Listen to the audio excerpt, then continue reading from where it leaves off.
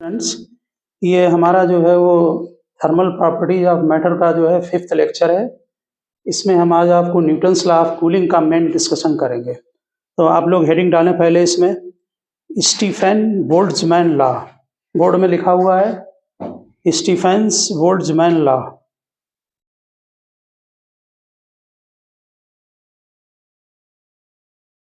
लिखा हेडिंग डाला,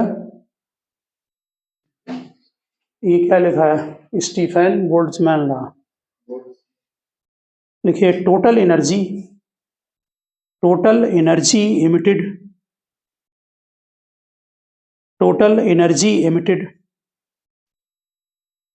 by a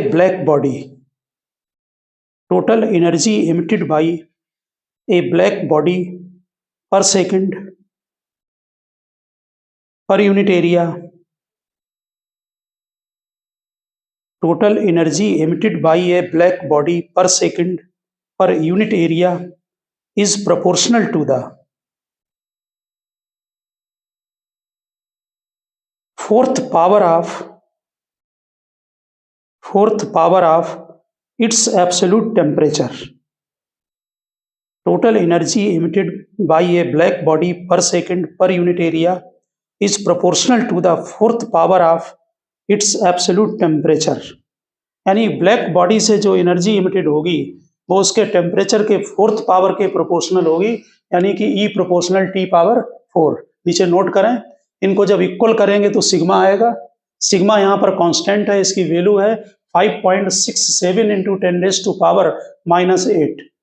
figure बहुत आसान है, और डिवाइडेड बाई यूनिट आप बना लेंगे वाट पर मीटर स्क्वायर के power 4।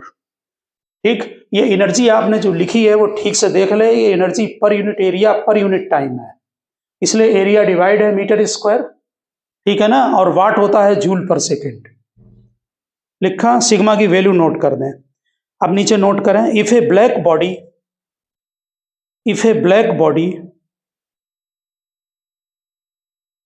at temperature T1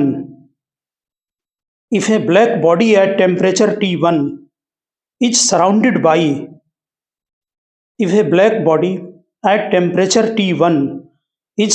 by another black body at temperature T2, यानी एक बॉडी है जो ब्लैक, वो अंदर है और बाहर उससे सराउंडेड है, किससे? T2 टेम्परेचर से। then it will emit energy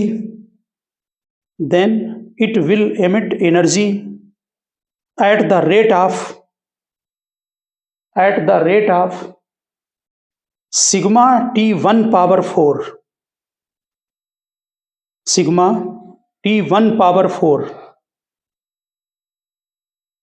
and also gain energy, क्योंकि सराउंडिंग एनर्जी जो इमिट हो रही है वो उसको एब्जॉर्ब करेगा। ध्यान से समझना बात को। And also gain energy at the rate of sigma T2 power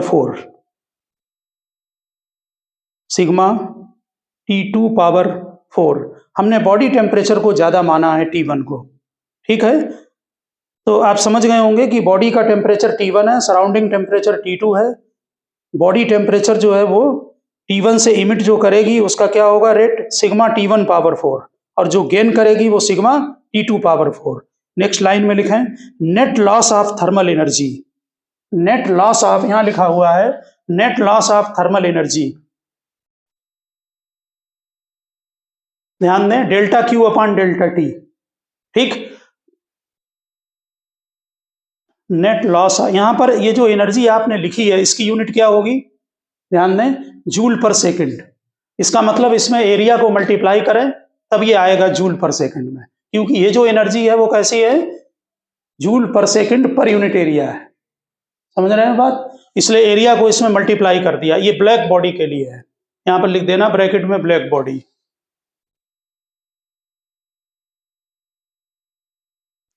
ठीक। अब जो अदर बॉडी होती हैं, ध्यान दें, जो अदर बॉडी होंगी उसमें इसकी इमिसिविटी मल्टीप्लाई होगी, क्योंकि उसके लिए उसकी वैल्यू 1 थी वहां पर, ठीक। इसलिए फॉर अदर बॉडी, यानी अब ये ब्लैक बॉडी के लिए नहीं, फॉर अदर बॉडी। तो फिर लिखा है delta Q by delta T, उसमें एप्सिलॉन को मल्टीप्लाई कर दें, इमिसिविटी को मल्टीप्लाई कर दें। हाँ, ये आप डिफिनीशन में देखें कल वाले में, वहां लिखा हुआ है, कल जो लेक्चर था उसमें इमिसिविटी जो है वो इसके लिए 1 होगी ब्लैक बॉडी के लिए, अदर को इसमें मल्टीप्लाई करें तो उसकी हीट एनर्जी निकल आएगी लॉस। ठीक है, यहाँ पर डेल्टा क्यू क्या होता है, एमसी डेल्टा टी, हमने कंडक्टिविटी में पढ़ा है। ठीक, इसमें यहाँ पर वैल्यू पुटअप कर दो, ध्यान दें जरा, delta Q by delta T की जगह एमसी डेल्टा टी, तो एम इंटू सी बाहर करें, माइनस इसलिए है कि कूलिंग हो रहा है, टाइम के साथ टेम्परेचर डिक्रीज हो रहा है, तो डेल्टा टी अपान टी इसके इक्वल करें, एम इंटू सी को डिवाइड कर लें, और हम डेल्टा टी अपान टी या डिफरेंशियल फॉर्म में अगर लिखेंगे तो डी टी अपान टी भी लिख देते हैं। ये आपका स्टीफन लॉ है या स्टीफन बोल्ट्जमैन लॉ है।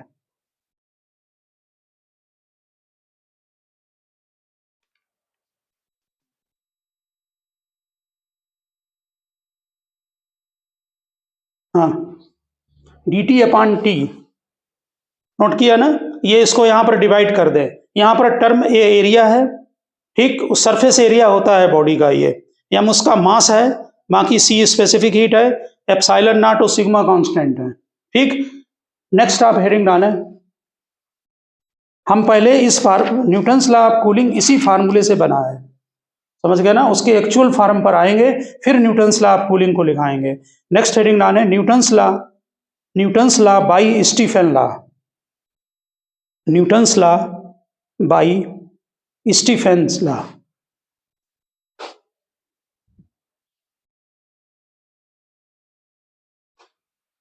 जो डी टी अपान टी है वो कूलिंग रेट है, ठीक है ना, देखें ध्यान से, स्टीफन लॉ अभी आपने लिखा, ये था, ठीक, D T upon T, T2 temperature हम सराउंडिंग टेम्परेचर लेंगे, सारे न्यूमेरिकल में ये सराउंडिंग यानी एटमॉस्फेयर का टेम्परेचर दिया रहता है, बाहर का कितना है, ठीक, उसको T नॉट ले लिया, बॉडी का टेम्परेचर थोड़ा ज्यादा होगा तभी कूलिंग होगा, तो T1 T not plus delta T, ये बॉडी टेम्परेचर है T1, आपने अभी लिख भी चुके हैं T1 T2 क्या है, तो ये बॉडी टेम्परेचर, इसके दोनों की वैल्यू यहां पर पुटअप कर दें, T1 की जगह T not plus delta T और माइनस T नॉट पावर 4, ठीक, यहां देखें T नॉट पावर 4 को बाहर कॉमन ले लिया, ये 1 प्लस बन गया, डेल्टा टी की वैल्यू बहुत कम है, ये थ्योरी जब ही एप्लीकेबल है जब टेम्परेचर डिफरेंस कम होगा, तो for small value of delta T upon T not में इसमें डायरेक्ट हम बाइनोमियल लगा सकते हैं, अदर टर्म को निगलेक्ट कर दिया गया, ठीक, 4 को इसमें सीधे मल्टीप्लाई करें,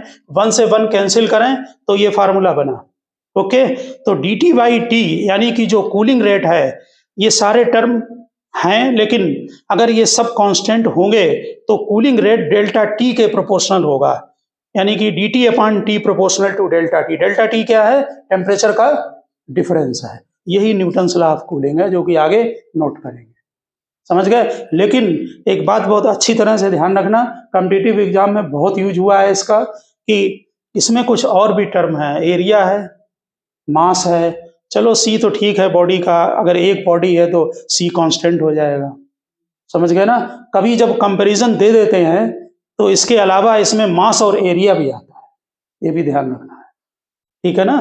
तो आते हैं, क्वेश्चन आ चुके हैं इसके ऊपर जिसमें उन्होंने मास और एरिया का यूज करा दिया, ये लर्न होता है फार्मूला, ये नहीं लर्न होता जनरली किसी को, नोट करें जल्दी, आप Newton's law of cooling, Newton's law of cooling,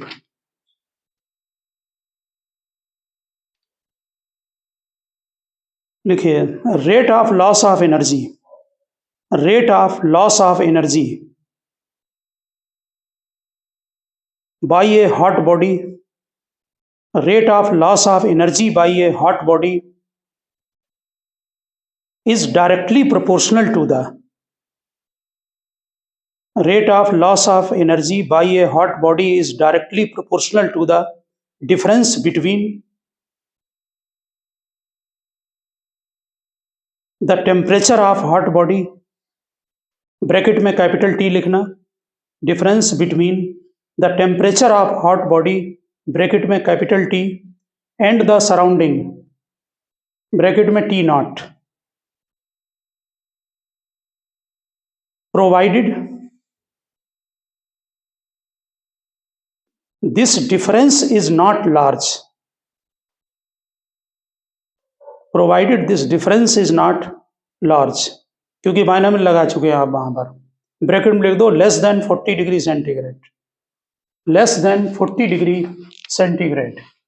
इसका मतलब है minus delta Q upon delta T proportional to T minus T not है। टी बॉडी का टेम्परेचर है और टी नॉट सराउंडिंग टेम्परेचर है। ये दोनों एक ही हैं, rate of loss of heat लिखा है या rate of loss of temperature, दोनों एक ही कन्वर्ट हो जाते हैं। देखिए minus delta Q is the amount of heat energy, minus delta Q is the amount of heat energy lost in time delta T, lost in time delta T,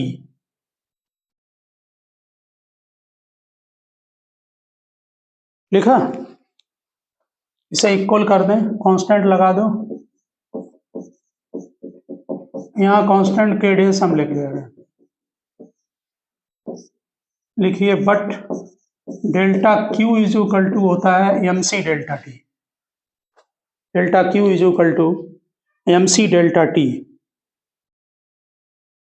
value put up कर दो। हमेशा differential form में हमने पहले भी बताया था delta Q को नहीं लिखते हैं, लेकिन इसको हम लिख सकते हैं। तो यहाँ पर वैल्यू पुटअप करेंगे तो D T upon D T differential form, minus इधर ले आओ, के डेस M into C T minus T nought. जो एग्जैक्ट एक्सप्रेशन है उसमें ध्यान रखना अच्छी तरह से, उसमें एरिया भी है, हम पहले ही लिखा चुके हैं आपको। ये सब ये यहाँ से एक तरफ माइनस लगाना, एक तरफ हटा देना, तो D T upon T is equal to, यहाँ एक कांस्टेंट के बना लो, इसीलिए वहाँ के डेस लगा दिया था, ये बन गया। दोनों ही है Newton's law of cooling.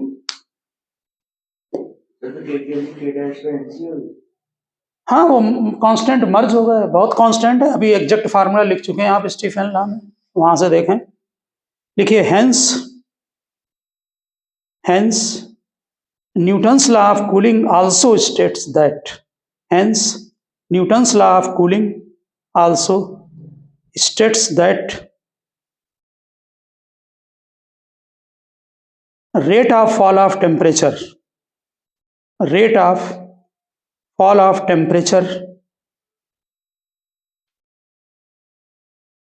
by a body is directly proportional to, rate of fall of temperature by a body is directly proportional to the difference of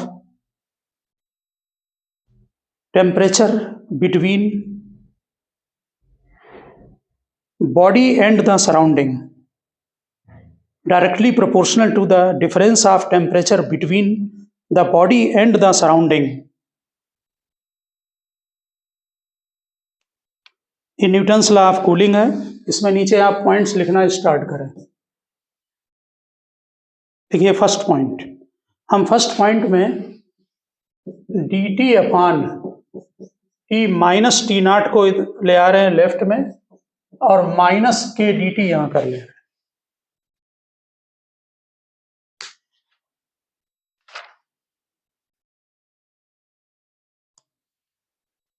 लिख लिया। अगर इसको आप जो हैं वो टोटल निकालेंगे और इंटीग्रेट करेंगे, लिख लीजिए नीचे, बाई इंटीग्रेटिंग, वो 1/x का आपको मालूम है log x में चला जाता है, by integrating we find log base E T minus T not minus K T plus C. हमने इंडेफिनिट इंटीग्रेशन किया है, 1/x का log x होता है, इसलिए इसको इंटीग्रेट करके ये log में चला जाएगा, ये आपका minus K T D T, D T का आपका टी हो जाएगा, और बाकी कांस्टेंट लगा दें। ठीक, नीचे लिखें Newton's law of cooling proved if, Newton's law of cooling proved if graph plotted between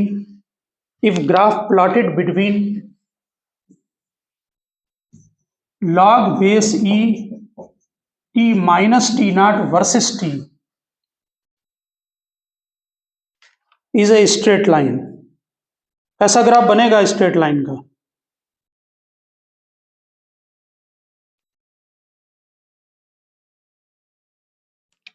is a straight line. जरा कौन सा ग्राफ बनेगा, ये वाई एक्सिस पर है और टी है एक्स एक्सिस पर, इंटरसेप्ट पॉजिटिव है, स्लोप नेगेटिव है, बना लेंगे ना ग्राफ, इस टाइप का ग्राफ। प्रैक्टिकल जब करते हैं, ठीक है ना, तो किसी भी कंटेनर में रखकर उसके टेम्परेचर को नोट करते जाएं, और जब ग्राफ प्लॉट करेंगे लॉग में तो वो स्ट्रेट लाइन ग्राफ आना चाहिए।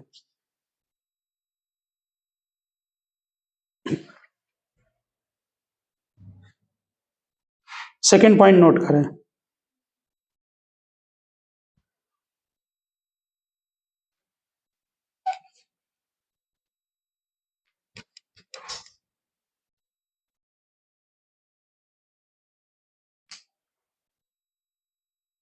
लिखिए एक्सप्रेशन फॉर, इसी में पॉइंट में लिख देना, expression for the time of cooling of a body through a particular range of temperature, to a particular range of temperature। आपने जो अभी इंटीग्रेट किया है, टाइम टी जीरो पर टेम्परेचर T1 ले लो, इसमें T2 ले लो, टाइम जीरो से T। वैसे लॉग के टर्म में जो एक्सप्रेशन आता है वो उन्होंने एक दूसरा फार्मूला बना रखा है, उससे वो जल्दी कैलकुलेट हो जाता है, इससे थोड़ा टाइम ज़्यादा लगता है। क्या होगा इंटीग्रेशन, बोलो, log base E T minus T nought, डाल दें आप लोअर लिमिट और upper limit, minus K T, upper limit डालें और माइनस लोअर लिमिट करें।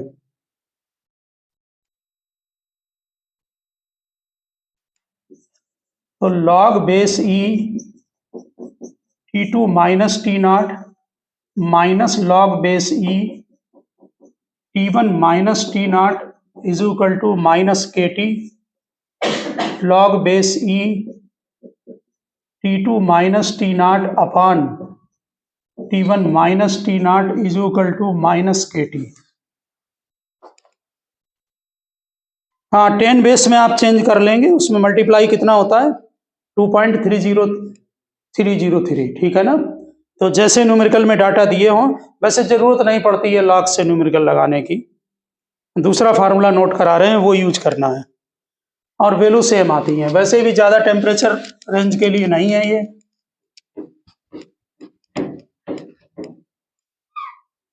लिखिए, इफ, नेक्स्ट पॉइंट में, इफ टेम्परेचर चेंजेस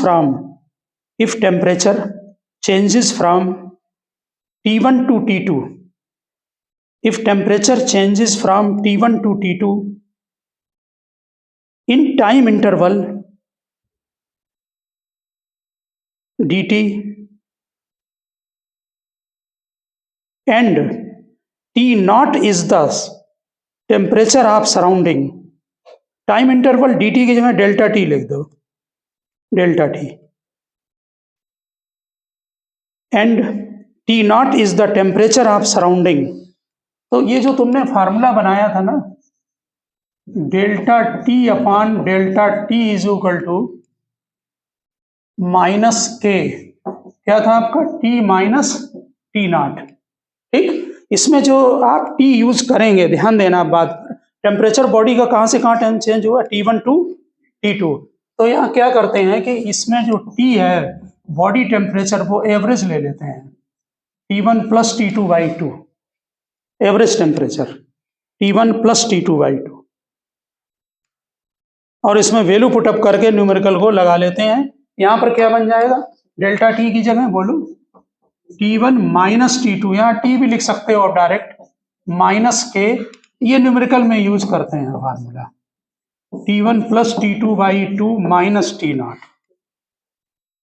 बहुत सारी बुक्स में न्यूमेरिकल इससे दिए हैं लॉग से, लेकिन सेम रिजल्ट आते हैं, तो इसमें आसानी से लग जाता है न्यूमेरिकल। अभी एक न्यूमेरिकल कराएंगे, इसका समझ जाएंगे आप, डायरेक्ट लगते हैं। देखिए नेक्स्ट, नोट कर लिया फार्मूला, लिखिए, if we plot a graph between T minus T naught if we plot a graph between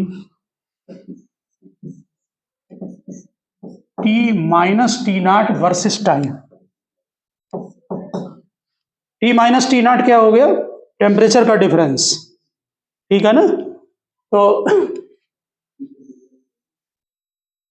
इस टाइप का ग्राफ जो बनता है इनफाइनाइट पर जाकर टाइम पर, तब ये टी नॉट सराउंडिंग टेम्परेचर के इक्वल आएगा जाके।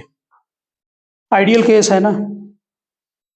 टी यहाँ पर जो ग्राफ प्लॉट किया है हमने वो मिनट में है, वो किसी में भी कर दो, लेकिन सेकंड में कूलिंग का पता नहीं लगता ना, इसलिए मिनट में करते हैं प्लॉट जो है,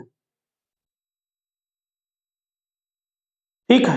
इसका कोई भी पॉइंट पर slope delta T upon T दे देगा। जैसे यहाँ पर स्लोप आपको निकालना है तो ये स्लोप आपका जो टी माइनस टी नॉट है आपका डेल्टा टी अपॉन टाइम मिल जाएगा यहाँ से, ठीक है ना, परपेंडिकुलर अपॉन बेस। इसमें नीचे ग्राफ के 2 पॉइंट प्लॉट लिख दें। ग्राफ के नीचे लिखिए, from the graph we conclude, from the graph we conclude, number 1, cooling depends upon temperature difference, cooling depends upon temperature difference between body and surrounding, body and surrounding delta T के proportional. Second point, the rate of cooling bracket में slope of curve, the rate of cooling bracket में slope of curve is high in the beginning, is high in the beginning and decreases continuously as temperature falls, and decreases continuously as temperature falls. आप यहाँ slope देख रहे होंगे, starting में ये slope बहुत तेजी से डिक्रीज होगा, समझ गए ना, रेट फास्ट होगा और बाद में फिर कम हो जाएगा। नेक्स्ट हेडिंग डालें, distribution of energy of black body, distribution of energy of black body, distribution of energy of black body.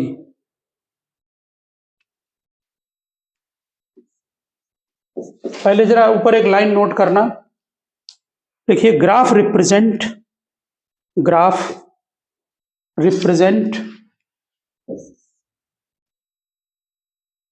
Monochromatic immittance, monochromatic immittance bracket में ई लैम्डा, मोनोक्रोमेटिक इमिटेंस ब्रैकेट में ई lambda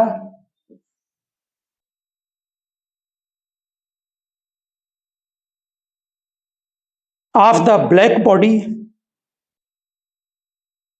with lambda of the radiation emitted, with lambda of the radiation emitted।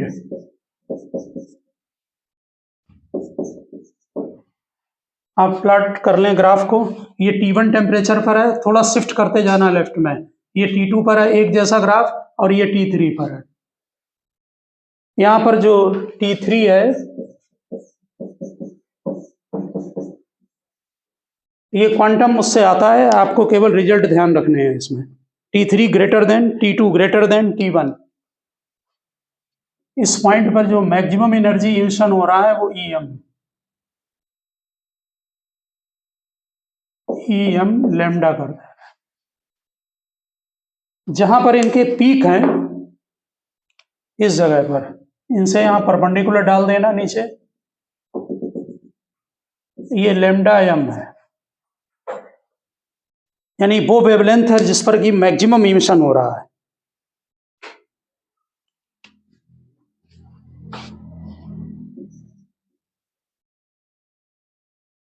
Graph as it is ध्यान रखना है, important है दोनों के लिए, home exam में भी और वहां भी। ये किसी बॉडी को जब आप हीटेड करते हैं तो उससे जो रेडिएशन निकल रहे हैं उसकी जो टोटल एनर्जी है, आपने वाई एक्सिस पर क्या लिया है, मोनोक्रोमेटिक इमिटेंस है। एक पर्टिकुलर एक ग्राफ को देखें, एक टेम्परेचर T1 है, उसके पर्टिकुलर वेवलेंथ इतने पर, ये आप भी जानते हैं कि एक्स एक्सिस पर ये लैम्डा है, तो यहां से एनर्जी मिलेगी कितनी इमिट हो रही है। ठीक, इसके बाद आप वेवलेंथ को बढ़ाते जाइए। ठीक, जब बढ़ता जाएगा तो एनर्जी इंक्रीज हो रही, मैक्सिमम होती है, फिर डिक्रीज होने लगती है। ठीक है ना। फिर टेम्परेचर को जब आप बढ़ाते जाएंगे तो ये ग्राफ मिलता है, और ज्यादा इंक्रीज करेंगे तो थर्ड ग्राफ T3 का मिलेगा। अब नीचे पॉइंट्स नोट करें आप इसके, ये ग्राफ बना रहेगा, बाद में बना लेना। नीचे लिखें, लिखिए total energy radiated per second, total energy radiated per second per unit area, total energy radiated per second per unit area of a black body is given by area under curve. Total energy radiated per second per unit area of a black body is given by area under curve, and it is found that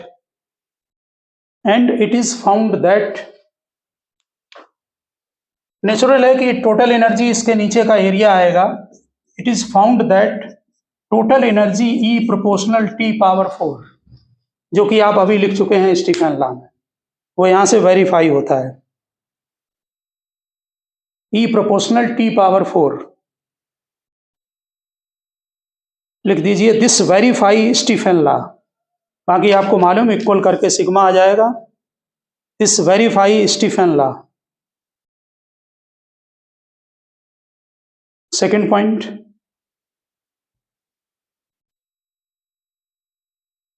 as temperature increases,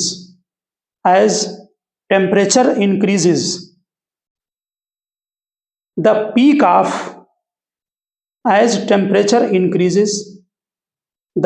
of the curve, bracket में लिख दो, maximum energy emitted. Peak क्या show कर रहा है, particular यहां पर curve का मैक्सिमम एनर्जी जो इमिशन हो रहा है। हमने यहां पर EM लैम्डा लिख भी दिया है यहां, ठीक है ना। क्या लिखा, as temperature increases the peak of the curve shift towards shorter wavelength, shift towards shorter wavelength.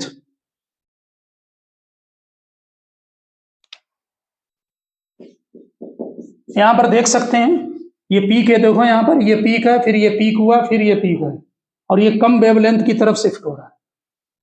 समझ गए ना। तो लैम्डा m T = कांस्टेंट को B से लिखते हैं, यानी कि टेम्परेचर ज्यादा तो लैम्डा m कम होगा।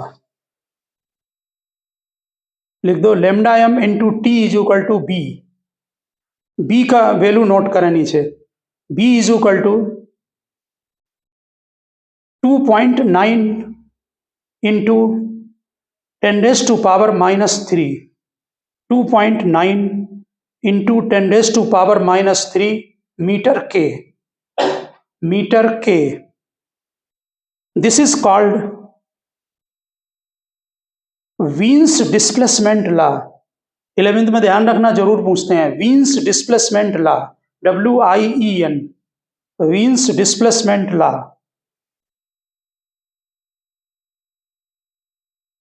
लिखा, इसी में नीचे लिख दें, this law can be used to measure, this law can be used to measure the temperature of sun, this law can be used to measure the temperature of sun. देखिए, for sun lambda m =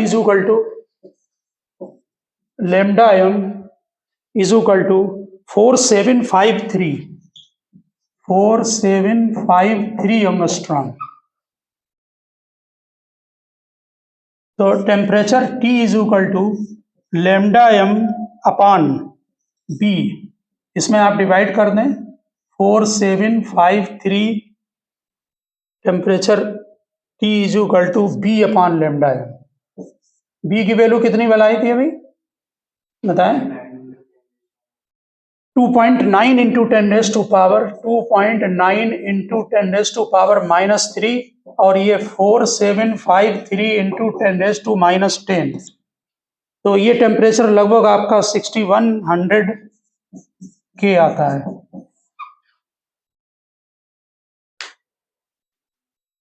ये वीन्स law जरूर ध्यान रखना आप उसके लिए 11th के लिए और कॉम्पिटिटिव दोनों के लिए। नेक्स्ट लिखें point third,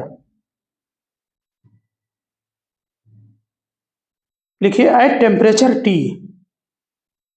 the maximum at temperature T the maximum emitted energy at temperature T the maximum emitted energy corresponding to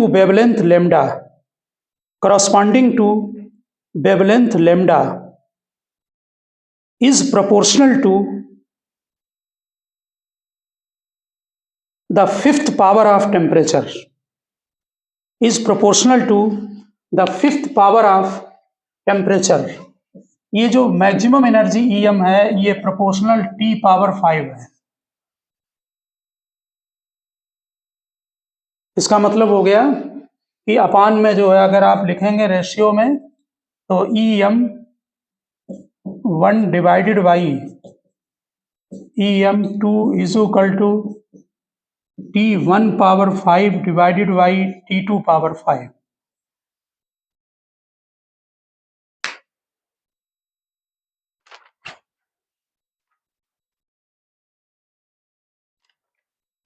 एक क्वेश्चन नीचे नोट करें जरा, देखिए an object is cooled from 75 degree centigrade, an object is cooled from 75 degree centigrade to 65 degree centigrade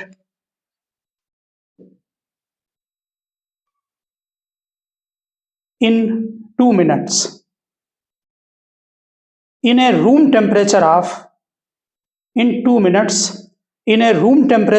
30 degree centigrade 65 degree centigrade in 2 minutes in a room temperature of 30 degree centigrade। find the time taken to cool the same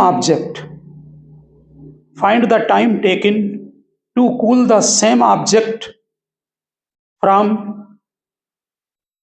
55 degree centigrade to 45 degree centigrade। 55 to 45। देखिए बहुत आसान है ये question, इससे लगते हैं। ये आपने अभी फार्मूला लिखा है, तरह तरह से क्वेश्चन देते हैं, सॉल्यूशन इसी से होगा।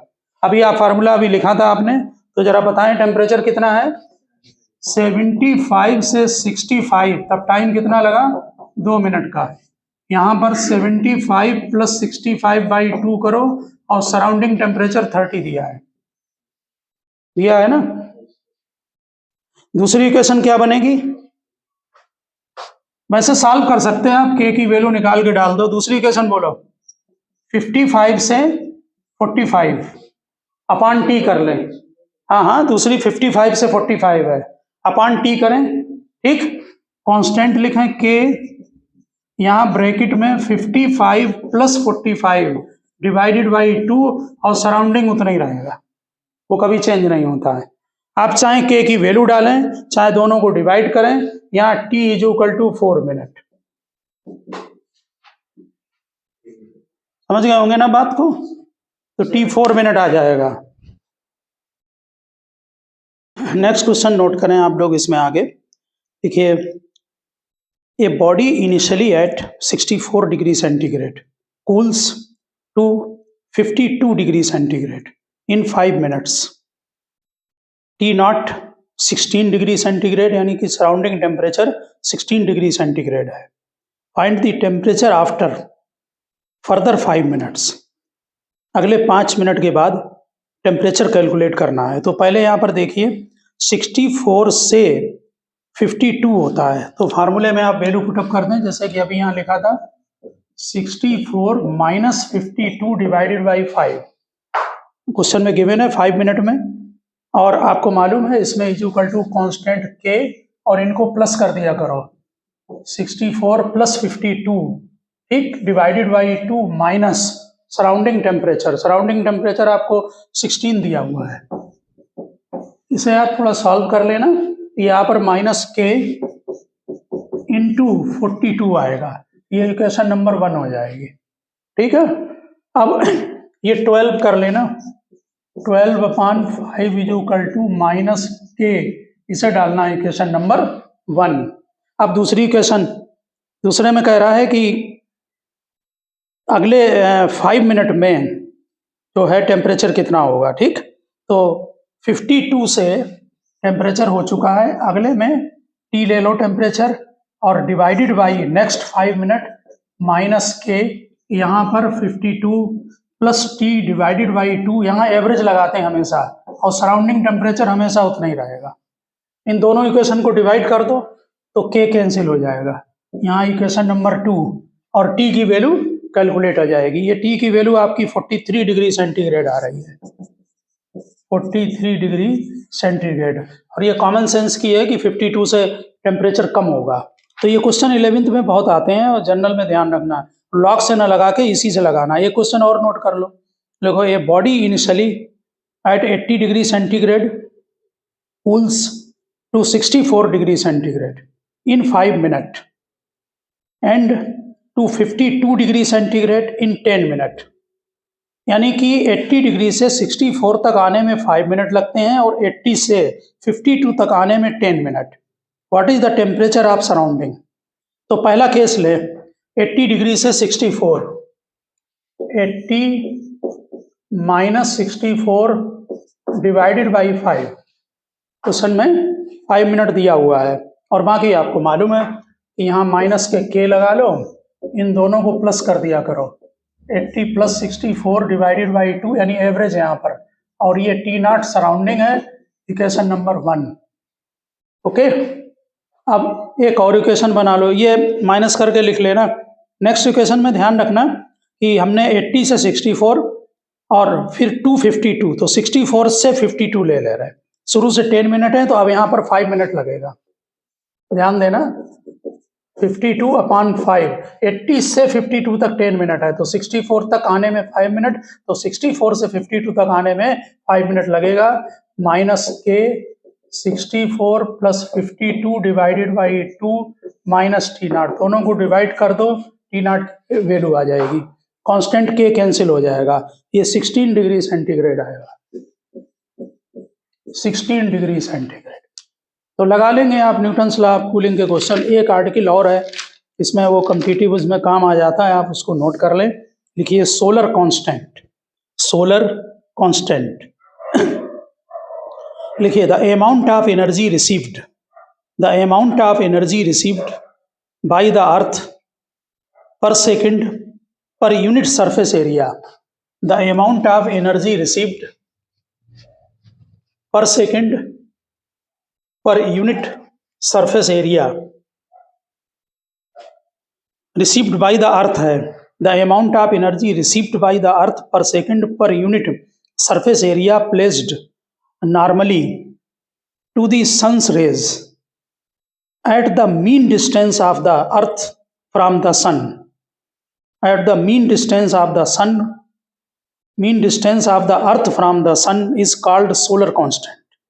Its value is 1340 joule per metre square per second. इतनी एनर्जी जो है वो रिसीव सन से करता है, 1340 जूल पर मीटर स्क्वायर। नीचे यहाँ पर लिखिए the total energy radiated per second by the sun in all direction, यानी जो टोटल एनर्जी रेडिएट हो रही है चारों तरफ, इज कॉल्ड सोलर ल्यूमिनोसिटी। अब इसकी हेल्प से हम सन का टेम्परेचर भी निकालते हैं, तो नीचे लिख दीजिए टेम्परेचर ऑफ सन, देखिए, let R be the small R लिखना, let R be the radius and T capital T is the temperature of sun. Assume sun as a black body. The energy emitted by it per second.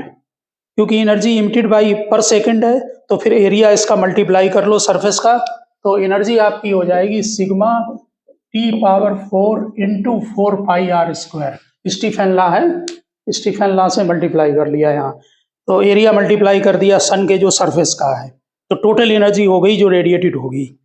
लिखिए, this energy appears.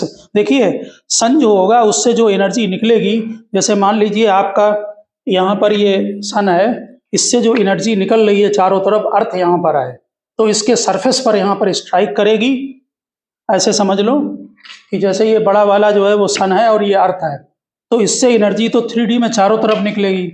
यहाँ पर इसमें energy कितनी fall हो रही है पर unit area पर सेकंड, वो निकालनी है. स्मॉल आर हमने रेडियस इस सन का लिया है, और सन की यहाँ तक की जो मीन डिस्टेंस है वो कैपिटल आर ली है. उस एरिया पर चारों तरफ एनर्जी डिवाइड हो जाएगी, डिस्ट्रीब्यूट हो जाएगी. ठीक, उसमें से कैलकुलेशन करना है इसमें पर यूनिट एरिया कितना स्ट्राइक करेगी energy.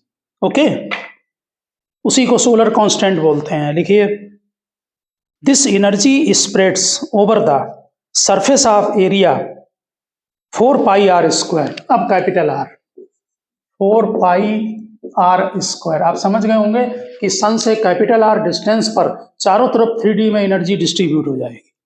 This energy appears over the surface of area 4 pi R square where R is the mean distance of the earth from the सन.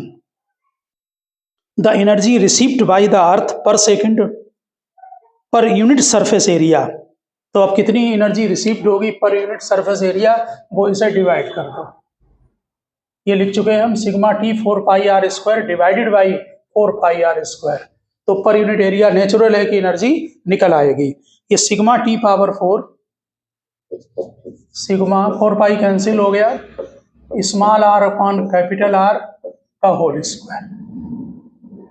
ठीक है, इसको सोलर कांस्टेंट कहते हैं. लिख दीजिए, this is defined by solar constant. ये solar constant का formula है, यानी अर्थ पर यूनिट एरिया जो एनर्जी रिसीव्ड कर रहा है, इससे हम सन का टेम्परेचर निकालते हैं. तो T power 4 is equal to हो जाएगा आपका, ये दोनों डिवाइड में हो जाएंगे, S R square divided by sigma small R square. इसमें अगर हम सभी वैल्यू को पुटअप कर दें तो यहाँ पर डायरेक्ट लिख दीजिए, we find that the temperature of sun is, इससे जो टेम्परेचर बनता है वो 5800 के आता है. ये कुछ कम आता है क्योंकि हमने ब्लैक बॉडी एज्यूम कर ली है ना, वहां नीचे नोट कर दें. This estimates the sun's surface temperature will be less because sun is not a perfect black body and solar radiation is partly absorbed by the atmosphere. यानी कुछ रेडिएशन एब्जॉर्ब भी हो जाएंगे एटमॉस्फेयर से, ठीक है ना, और दूसरा परफेक्टली ब्लैक बॉडी नहीं है. अभी हमने लोगों ने कैलकुलेशन किया तो मैं 6100 के आ रहा था, ठीक है ना, तो ये टेम्परेचर थोड़ा कम आता है. तो ओके स्टूडेंट, हमने आज इस लेक्चर में आपको न्यूटन्स लॉ ऑफ कूलिंग का मेन आपको डिस्कशन किया है. ठीक, और वो भी वीन्स लॉ बहुत इंपॉर्टेंट है, जरूर तैयार रखना. ठीक, वीन्स डिस्प्लेसमेंट लॉ. ठीक, और सोलर कांस्टेंट भी करा दिया है, और इसके न्यूमेरिकल हो गए हैं न्यूटन्स लॉ के, जो कि न्यूमेरिकल 11th में जरूर आते हैं, उनको आप प्रिपेयर रखना. ओके, मिलते हैं नेक्स्ट लेक्चर में.